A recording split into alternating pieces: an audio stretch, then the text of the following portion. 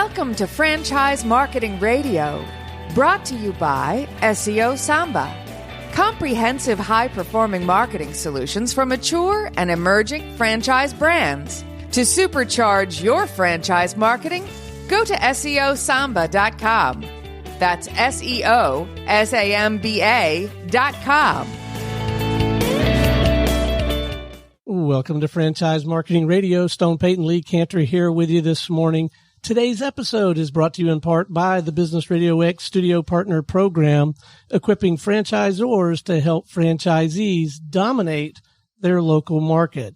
To discover more about helping more people and making more money with the Business Radio X platform, go to mybrxstudio.com. Lee, this is going to be a fantastic segment. Please join me in welcoming to the broadcast CEO with CMIT Solutions, Mr. Roger Lewis. Good morning, sir.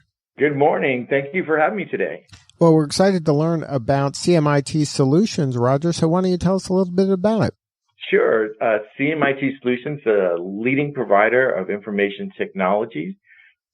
We are a MSP focused on the small and medium business space, which is kind of that, let's say 5 to 500 employees.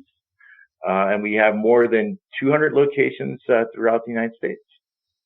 And then was CMIT built originally as something that was going to be franchised, or did it start out as kind of somebody out there goes, hey, I'm good at IT, I can help somebody? Oh, well, it's a very great question. Back in 1997, a person by the name of Georgia Brown actually started a company called Computer Moms. And it was a residential service computer IT company and really just servicing residential's break-fix needs. Over time, sometime around 2002, she realized that, residential was a very tough environment to be in. She started focusing on small and medium businesses. That started taking off, and she started to open a franchise. And around 2007 is when they really started to make inroads into franchises and locations. Bringing on in 2007, I think there were about 94 locations, franchises. And then since then, we've grown every year to more than 225 plus since I last checked locations across the U.S. So it all started back from Computer Moms into what we are today. So the CM was originally Computer Moms? The original founder was who was the founder of Computer Moms. The CM no longer stands for Computer Moms, right. Obviously. Right, obviously. But that's where it came from. Wow, that's an amazing story. So, and I guess in the 90s, residential computing issues were pretty, they were a pain for a lot of people. They wanted computers, but they didn't know how to deal with them. Yeah. And, back then, antiviruses and viruses getting on your machines. And you had a lot of break fix, where your hard drives, getting, either stop working or needing replacement. So she focused on the residential market, and that was kind of our roots then. But like I said, around 2002, she realized that there was even a bigger segment and opportunity in the small and medium business. Right. But I could see how that's a natural evolution. That's a great story. Yep.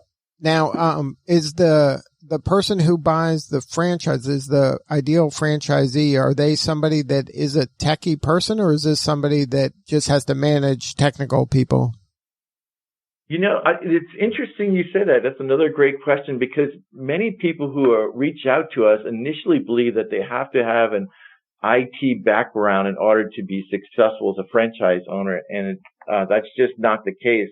When I look across, again, our franchisees, some of them came from marketing backgrounds, some of them came from sales backgrounds, some of them came from service delivery, some of them were operational oriented. And so we have a wide spectrum of franchise owners. You have to remember that we provide a lot of training. So we'll train up people on sales. We'll train them up on marketing, our marketing playbooks and delivery service. And then we have wonderful support from our alliance partners, who will also help, onboard people and help them through rolling out equipment. So a background in IT is not necessary in order to launch a franchise. Now, are the services that you offer to the potential franchisee, is it kind of a turnkey where you're doing most of the, not most, but a lot of the heavy lifting in terms of technology solutions for their clients, and they're just kind of selling it, or they have to do some of the work behind the scenes? No, it's a turnkey where we come in essentially we're their outsourced IT providers in most cases. In some cases, we do work with their IT department too. But in generally, we're coming in and providing the backup and recovery. We're doing the computer monitoring. We'll provide the help desk support. And nowadays, cybersecurity is really, really hot. You can hardly go a week without hearing another company that was attacked and had their files locked down and corrupted. And so we provide SIM and SOC solutions, again, to help prevent these cybersecurity threats. So it's we can provide an end-to-end solution, or we can work with your IT department, if you have an IT department, to kind of solve a piece of the pie. But in the person that's in, that franchisee in a local market, they know that they can kind of offer lots of solutions and solve lots of problems for that person that's in their market, because they know that your folks at corporate are going to be, in the cloud, playing with all this stuff and fixing it and keeping it protected. Exactly. And again, we have some great alliance partners we work with, like Datto and ConnectWise and Microsoft and Dell. And all these are partners that we bring solutions to the table that are really enterprise class solutions. But we provide them at, like we like to say, a small, medium price point for their infrastructure. And so, yes, home office, we have sales engineers that will usually kind of help guide the sales process. And then we have a service delivery director who, again, can help the franchisees learn how to implement, along with following our playbooks and working with our partners. Now, how much training is there to get that person that maybe isn't a techie person to be confident to have those conversations with somebody that's in their prospects, IT department, or the person that knows the most in that situation? Like, how do you help them kind of get over the mental hump of, okay, I can do this, I don't know any of these words. I don't know how everything connects together, but I know I got a great team behind me that's going to be able to really help them and serve my client. Right. So great question. So before we launch a new franchisee, we go through 2 weeks of training. And in that training, we do actually role playing where they go on a sales call, and we put them in front of, make believe clients or prospects. And so we have them pitch, quite frequently throughout that 2 weeks. So they kind of learn what to say. A lot of this is about building relationships. We try to build relationships where we become the trusted advisor of that small or medium-sized business. And so there's 2 weeks of initial launch training. And then for the first 2 years, they have a coach that meets with them every week, again, who helps guide them on what they should be doing. And then again, when they land an opportunity, we have sales engineer supports who, again, can show up on site if necessary or remotely Zoom in to help do the support calls. And then we have great, like I mentioned, our alliance partners, Barracuda for firewalls. They'll actually roll out and set up the firewall for the franchisee, while they're getting up to speed, which is called the managed firewall solution. And so there's a lot of hand holding, but I would say usually after the first 3 to 6 months, our franchisees are really up and going and know this solution and know the playbooks and off going. Now, from the franchisee standpoint, when they're going to market and they're selling their services, are you providing a bunch of inbound leads for them and they're just following up on it? Or do they have to kind of immerse themselves in the community and kind of go out and go to those maybe specific industries where your prospects are hanging out to just become that trusted advisor and that resource? It's a combination of both. So, home office, we have these marketing playbooks that we execute. So they see exactly the lead gen things we're executing on. For instance, we're doing a national lunch and learn program, right, where we'll invite prospects out to have lunch with us and educate them on cybersecurity or whatever topic of the city is. And so we'll do lead generation from home office. At the same time, the expectation of the franchisee is we hand them a marketing success wheel, and we tell them roughly about percentage of revenue, and at launch time about, it's actually dollars amount, about how much they should be spending in like outbound marketing, like maybe telemarketing to the businesses in their area, how much they should be spending on digital or digital advertisement. So it's a combination of the franchisee, is doing a lot of networking in their own area and geos, and following our success wheel. And then home office is doing lead generation through the playbooks. And then, so that's giving them a pipeline full of people to contact and to communicate with. I'm sure at first, your first play is to educate, right?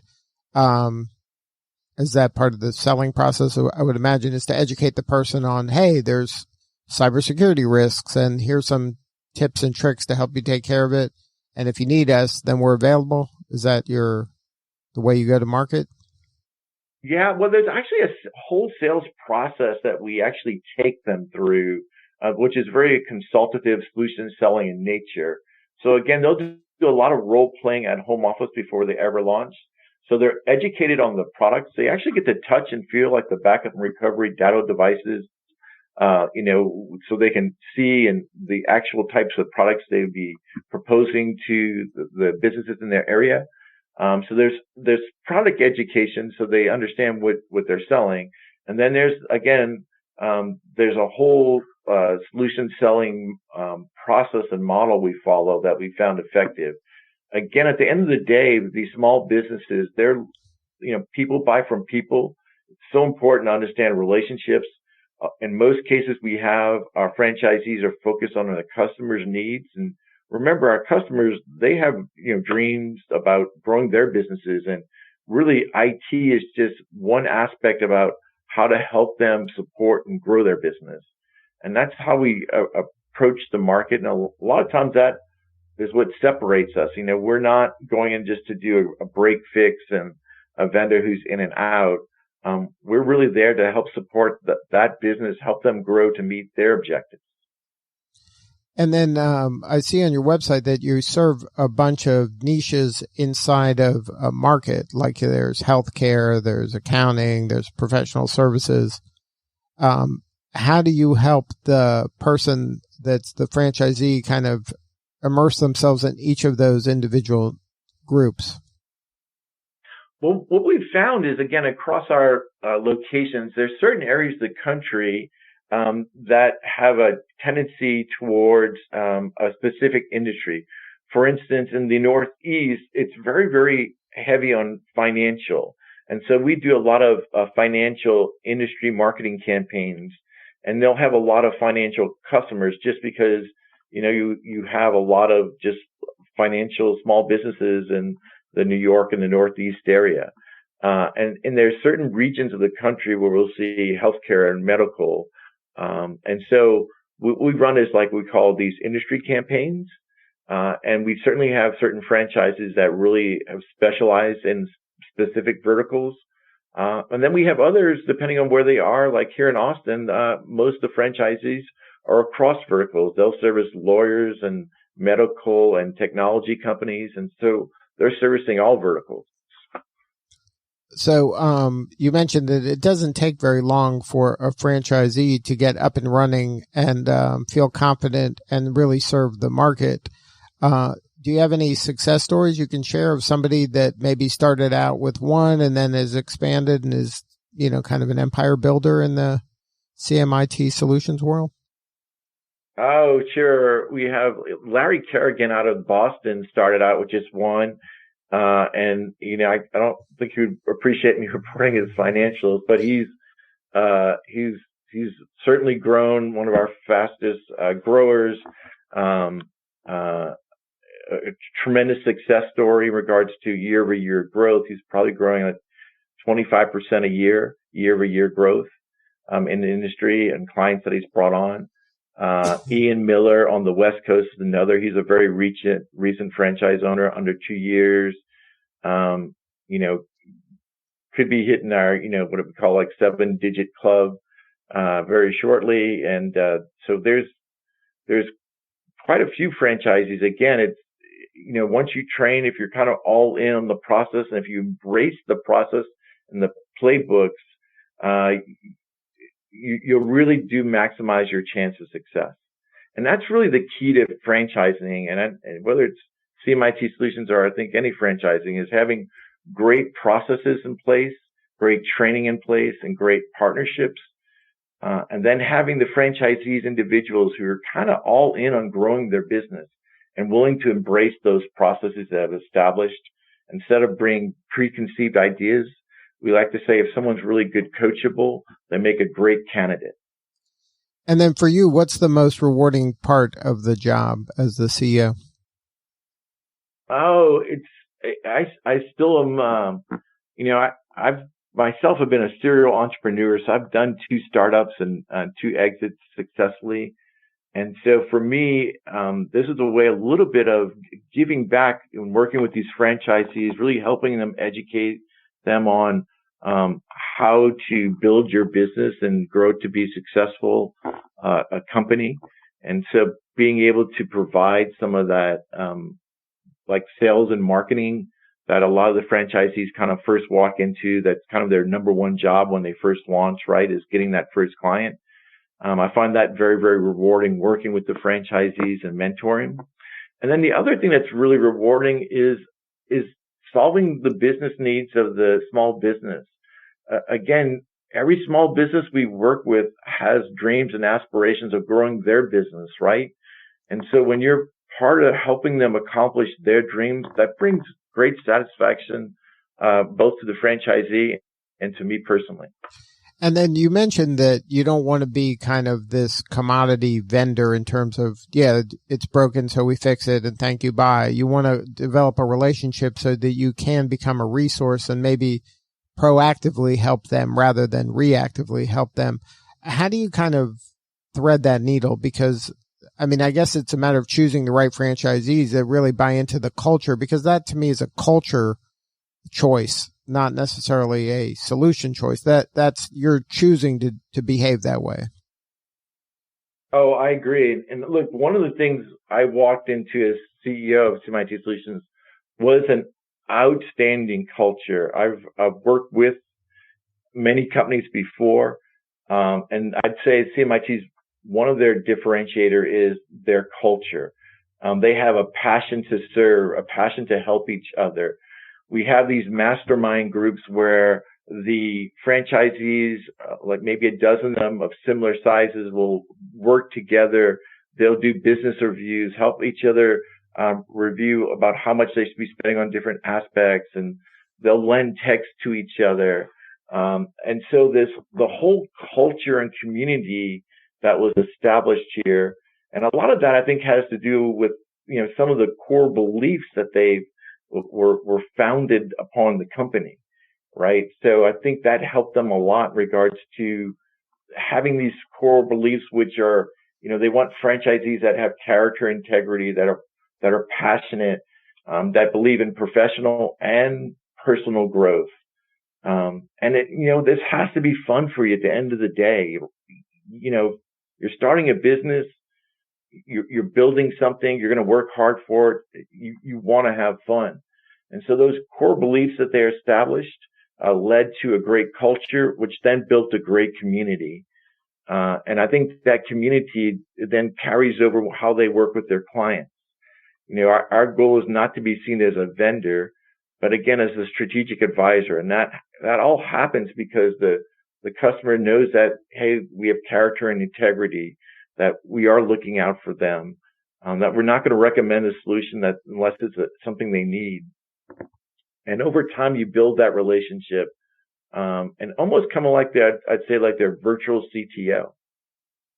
Right. I would imagine that that's what you're shooting for, some at that level of trust where they count on you and that you're kind of watching their back, not just fixing something that's broken. Exactly. And when you're identifying that franchisee and they kind of buy into that bigger why, it's probably, I would think that that's an eye-opening thing, and maybe they didn't realize that's what they were getting when they partner or they choose CMIT Solutions, that they are getting something that there is a bigger why and that your work is important and that it's going to have an impact on this small business, like you said, because you're keeping them going, you're protecting them from danger, and you're helping them grow. So the impact they're making is real. Like the person that's running the business that a CMIT Solutions franchisee is working on, that could be keeping them going, where they could be, if they weren't working with you, they could be out of business if they get some cybersecurity issue or a hack or something. Exactly. And look, and we get great satisfaction by that, both from, like you said, helping people grow, advising them, educating them on the ransomware threats that are out there. Not many people are aware of that. 10 years ago, they were going after all the Fortune 500 companies. Now, all these ransomware attackers, not going to say all, but the majority, I think I read a stat recently, it said 79% are focused on the small and medium businesses, right? So they've found a new marketplace to go after. And again, as we become trusted advisors with our clients, they understand the importance of that, and we educate them on, hey, these are the vulnerabilities that we want to remove from your system or from your network, and help you put you in a situation where that just doesn't happen to you. Well, good stuff. Or if it does happen, we can restore it, really quickly, so you're not held ransom. Right. And that's the thing, the quick response, and to be able to say, hey, look, we've got a backup here. It's just going to take a few hours and we can get you up and running again. If they're not working with your firm or a professional firm, they could literally be out of business. I mean, it's that people don't realize how dire these things are. Oh, they could be out if not out of business, certainly set back quite a bit. And look, there are stories you read about. It seems like every couple of months where a firm they thought they were doing backups, but weren't. And again, they get their files corrupted and their email corrupted, right? So all that gets encrypted. And, nowadays they, ask for some sort of internet currency like Bitcoin, something that's untraceable. And so if you're a business, you could be down for weeks, if not months, if you don't have a reputable provider. Again, we like to provide enterprise grade solutions.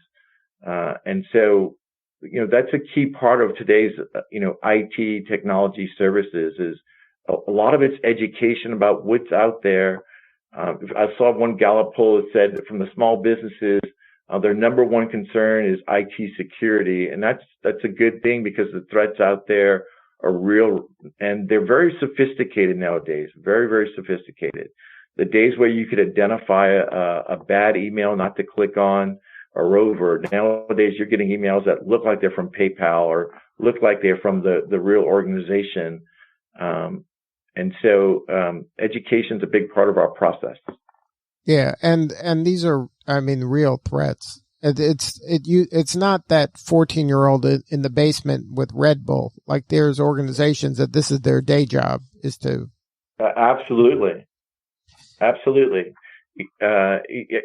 can't remember where I read it, but I was reading recently that ransomware is now a bigger industry than the drug industry. Yeah. Right. So it's a huge amount of dollars that are flowing here. Well, good stuff, Roger. Thank you so much for sharing your story. If somebody wanted to learn more about the CMIT Solutions, what's the website? Oh, so there are two actually. You go to, if you're, again, a small business looking for IT services, you would just go to CMITsolutions.com. And then if you're looking for interest in starting a franchise, you'd go to CMITfranchise.com. So those are the two websites. One, if you're interested in becoming a business owner, please reach out to us. We're always looking for great candidates. And if you're certainly a small business in need and looking for, again, a proven IT company with a great culture, great reputation, we'd love to have you as a client. Good stuff. Roger Lewis, CEO, CMIT Solutions. Thank you again for sharing your story. You're welcome. All right. This is Lee Cantor for Stone Payton. We will see you all next time on Franchise Marketing Radio.